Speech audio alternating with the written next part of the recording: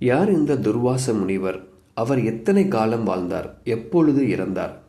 துர்வாச முனிவர் மகாபாரதம், அதற்கு முந்தைய காலம், பின்னர் ராமாயணம் என அனைத்து காலத்திலும் இருந்திருக்கிறார். நிறைய சாபங்களும் வரங்களும் கொடுத்துள்ளார். எடுத்துக்காட்டாக சாகுந்தலைக்கு துஷ்யந்தன் அவளை மறந்து போக சாபமிட்டவர் இவரே. சாகுந்தலைக்கும் துஷ்யந்தனுக்கும் பிறந்த மகனான பரதன் நாட்டை ஆண்டான். அவன் நல்லாட்சியினால் இந்த நாடு பாரத நாடு என்று அழைக்கப்பட்டது. அவனுக்கு பின்னர் 16 தலைமுறைகளுக்கு பிறகு சாந்தனு அரசனானான். சாந்தனுவின் பேரன்தான் பாண்டு. பாண்டுவின் மனைவிதான் குந்தி. குந்திக்கு சிறு வயதில் துர்வாச முனிவர்தான் அவளுக்கு நினைத்த நேரத்தில் நினைத்த தேவர்களை அழைத்து குழந்தை பேறு கிடைக்கும் வரத்தை கொடுத்தார். மகாபாரத காலத்தில் கிருஷ்ணரின் மனைவியான ருக்மணிக்கும் இவரின் சாபம் தொடர்ந்தது. பின் ராமாயணத்தில் லக்ஷ்மணுக்கு சாபம் கொடுத்தவர் இவர்தான். உயிருடன் சொர்க்கலோகம் போய் சேர்வா என்று சபித்தவர் இவர். ஒரு முனிவர் எத்தனை யுகங்கள் எப்படி வாழ முடியும்? தவ வலிமையினா அல்லது வரத்தினாலா? வாருங்கள் இந்த காணொளியில் காணலாம். துர்வாச முனிவரின் தந்தை அத்ரி என்ற முனிவர். இவரின் தாயார் அனுசுயா ஆவார். ஒரு நாள் பிரம்மருக்கும் சிவனுக்கும் இடையே கடும் வாக்குவாதம் நடந்தது.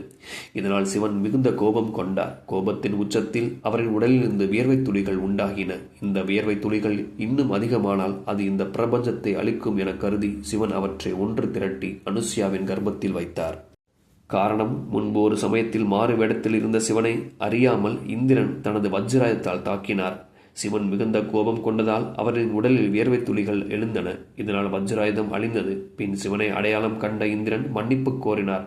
மன்னித்த சிவனின் உடம்பில் இருந்த வியர்வை துளிகள் கடலில் கலந்தன. பின் அவை ஒன்று சேர்ந்து சலந்திரன் என்னும் அரக்கனாக உருவெடுத்தது.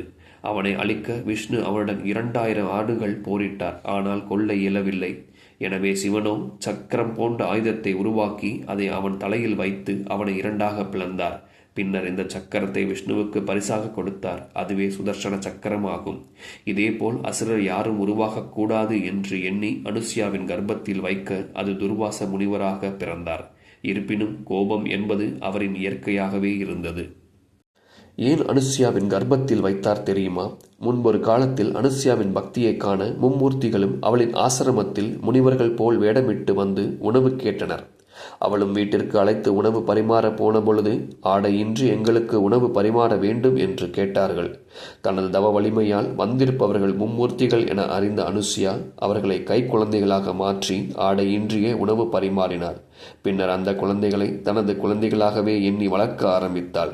தேவிகள் வந்து தங்கள் கணவர்மார்களை திருப்பித் தர கேட்டதால் அவர்களை மீண்டும் மும்மூர்த்திகளாக மாற்றினாள்.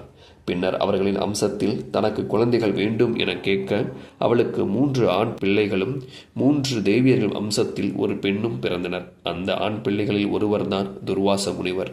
சிவனின் அவதாரமாக இருந்ததாலும் தவ வலிமையாலும் பல நூற்றாண்டுகளாக துர்வாசர் வாழ்ந்து வந்தார். இவர் கொடுத்த மிக முக்கிய சாபங்கள்: இந்திரனுக்கு அரிய வகை மலரினால் ஆன மாலையை பரிசாக கொடுத்தார். இந்திரன் அதை மதியாது தனது யானையான ஐராவதத்திடம் கொடுக்க அது தனது காலில் இட்டு மிதித்தது. ஆகவே இந்திரன் சக்திகள் முழுவதும் போகும்படி சாபமிட்டார். பின் பார்க்கடலை கடந்து அமிர்தம் எடுத்து மீண்டும் தனது சக்திகளை பெற்றான் இந்திரன். சரஸ்வதியும் துர்வாசரும் ஒரு சமயம் வேதங்களை பற்றி உரையாடிக் கொண்டிருந்தனர். அப்பொழுது துர்வாசர் தவறாக கூறிவிட்டார். இதனால் சரஸ்வதி சிரிக்க மானிட பெண்ணாக பிறக்க சாபம் கொடுத்தார். ஒரு சமயம் துர்வாச முனிவர் கிருஷ்ணர் மற்றும் ருக்மணியுடன் அவர்களின் இல்லத்தில் உரையாடிக் கொண்டிருந்தார். அந்த சமயத்தில் ருக்மணிக்கு மிகுந்த தாகம் எடுத்தது. அவர் இவரிடம் கேட்காமல் எழுந்து சென்று தண்ணீர் பருகிவிட்டாள். இதனால் கோபமடைந்த துர்வாச முனிவர், நீ கிருஷ்ணரை பிரிந்து செல்வாய் என சபித்தார். சகுந்தலைக்கு துஷ்யந்தன் அவளை மறந்து போக சாபமிட்டார். துர்வாச முனிவர் ஒரு நாள் ராமனை காண வந்த பொழுது யமதேவருடன் தனது அறையில் உரையாடிக் கொண்டிருந்தார் ராமர் எவரையும் உள்ளே அனுமதிக்காதே என்று லட்சுமணனிடம் சொல்லிவிட்டு சென்றார். இதனால் துர்வாசர் வந்த பொழுது லட்சுமணன் அவரை தடுக்கவே அவர், நீ உயிருடன் சொர்க்கலோகம் செய்வாள் என்று சபித்தார். அவர் கொடுத்த 2 முக்கிய வரங்களும் உண்டு. ஒன்று குந்திக்கு குழந்தை பெறும் வரம். 2வது கிருஷ்ணருக்கு. கிருஷ்ணர் வீட்டில் வந்த பொழுது இவருக்கு பாயாசம் வழங்கப்பட்டது. அதை பாதி உண்ட துர்வாசர் மீதியை கிருஷ்ணரின் உடல் முழுவதும் பூசிக்கொள்ள வேண்டும் என்றார். உடனே உள்ளே சென்ற கிருஷ்ணரும் அனைத்து பாகங்களிலும் பாயாசத்தை பூசினார். அவரது பாதத்தை தவிர. பின்னர் முனிவரை வந்து கண்டார். இதனால் மகிழ்ச்சி அடைந்த துர்வாசர் பாயாசம் பட்ட இடங்களில் எந்தவிதமான ஆயுதங்களும் துளைக்க முடியாது என்று வரமளித்தார். ஆனால் பாதத்தில் பாயாசம் படாததால் அவர் வேடனால் பாதத்தில் அம்பு பட்டு உயிர் துறந்தார். துர்வாசர் சிவனின் அவதாரம், ஆகவே அவர் இறக்கவில்லை.